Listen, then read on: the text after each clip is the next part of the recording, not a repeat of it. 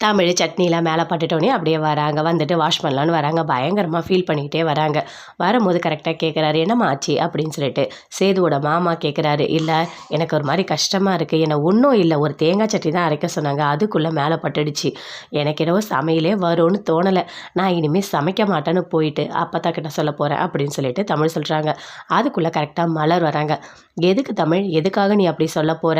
காலம் ஃபுல்லாக உப்பு இல்லாமல் சாப்பிட போறியா என்ன?" அப்படின்னு சொல்லிட்டு மலர் சொல்கிறாங்க. போய் வேறு என்ன பண்ணுறது, நான் ஒரு சட்னி கூட சரியாக அரைக்க மாட்டேனே அப்படின்னு தமிழ் சொல்கிறாங்க.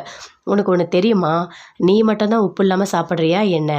சேது கூட தான் உப்பு இல்லாமல் சாப்பிட்றாரு. உன்னோட சாப்பாட்டை மீதி தான் அவர் சாப்பிட்டுட்ருக்கார், தெரியுமா உனக்கு?" அப்படின்னு சொல்லிட்டு மலர் கேட்குறாங்க. அதை கேட்டவுடனே பயங்கரமாக ஒரு மாதிரி டென்ஷன் ஆகுறாங்க. அப்படியே உள்ளே போகிறாங்க. ரூமுக்கு போனால் அப்படியே படுத்து தூங்கிட்டுருக்காரு சேது. சேதுவை பார்க்குறாங்க. பார்த்தோன்னே ரொம்ப ஃபீல் பண்ணுறாங்க.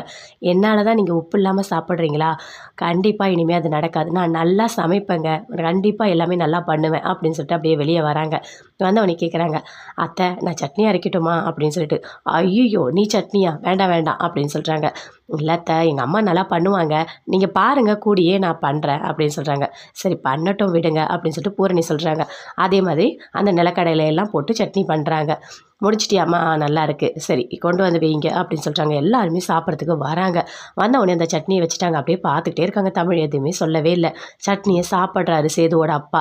சாப்பிட்டு அமைதியாக இருக்கார். எல்லாருமே பார்க்குறாங்க, ஐயோ திட்டுவாரோ என்னன்னு சொல்லிட்டு.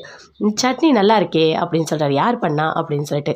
"தமிழ் தாங்க பண்ணாங்க" அப்படின்னு சொல்கிறாங்க. அதை கேட்டோடனே தமிழ் பயங்கரமாக சந்தோஷப்படுறாங்க. எல்லாருமே சந்தோஷப்படுறாங்க. சேதுவோட அத்தை பொண்ணுக்கு ஒருத்தர் ஃபோன் பண்ணுறாரு. ஃபோன் பண்ணி, "பணம் நீ 1,00,000 ரூபா கொடுத்துருக்க, அது எனக்கு பத்தாது, இன்னும் கூட எனக்கு பணம் வேணும்" அப்படின்னு கேட்குறாரு. அதை கேட்டோடனே பயங்கரமாக கோவம் வருது.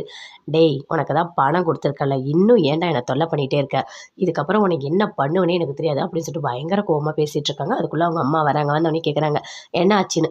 "அம்மா அவங்ககிட்ட 1,00,000 ரூபா பணம் கொடுத்தேன், இன்னும் கூட பணம் வேணும்னு கேட்டுகிட்டே இருக்காம்மா, என்னம்மா பண்ணுறது, அதனால தான் நான் அப்படி திட்டிட்டேன்" அப்படின்னு சொல்கிறாங்க.